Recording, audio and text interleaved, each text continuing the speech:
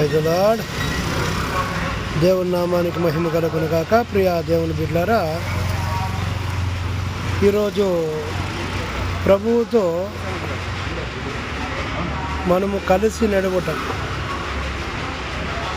ఆనోకు వలె. ఆనోకు ఆ దినములలో దేవునితో కలిసి ప్రయాణం చేశాడు. అలాగనే ఆయన సజీవుడుగానే ఎత్తబడ్డాడు, దేవునితో పోయాడు సజీవుడుగానే.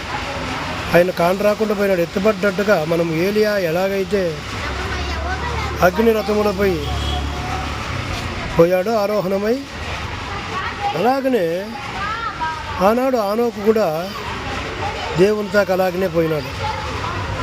ప్రియ దేవుని బిడ్డలారా, క్రైస్తవులుగా మన జీవితము దేవుణ్ణి ఎప్పుడు కూడా అనుసరించి నడిచినప్పుడు, నువ్వు పని మీద ఉన్నా, ఇంట్లో ఉన్నా, లేదు నీ కుటుంబముగా ఎక్కడ నువ్వు ఉన్నా కూడా దేవుణ్ణి నీ ద్వారా స్తుతించినప్పుడు, ఆరాధిస్తున్నప్పుడు, దేవుని మాటలు నువ్వు ధ్యానించినప్పుడు, ఎప్పుడు అదే ధ్యాసలో నేను ఉన్నప్పుడు, నువ్వు ఎప్పుడు పోయినా, నువ్వు మరణించిన దేవునితో ఎత్తబడతావు అనేది నమ్మకము, విశ్వాసము బైబిల్ ద్వారా మనం తెలుసుకున్నాం. భక్తులు ఎంతోమంది వారు ఈ భూమిలోకంలో ఇదొక యాత్రగానే ఎంచుకున్నారు. మనము ఇక్కడ శాశ్వతం అనుకొని మనుషులను పోగొట్టుకుంటున్నాము,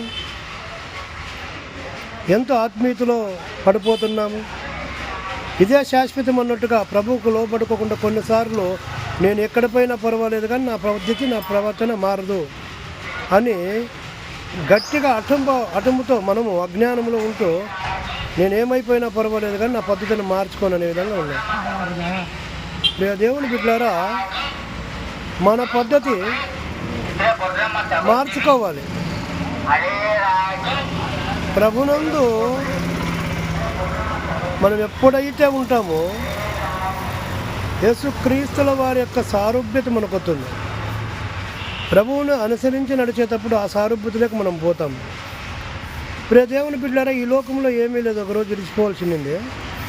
అలాంటి లోకాన్ని మీరు పట్టుకొని ఏదో సంపాదించాలి, ఇక్కడ ఏదో పెట్టుకోవాలి, నేనే మీ పేరుని ఏదో ఉంచుకోవాలని, మీకు ఒక పేరు రావాలని, ప్రఖ్యాతులు కావాలని ఆర్భాటం పడకండి. ఆ రోజు వాళ్ళు పేరు సంపాదించుకుందామని బాబేలు గోపురాన్ని కట్టేకపోయినారు, ఇప్పుడు పోయినారు.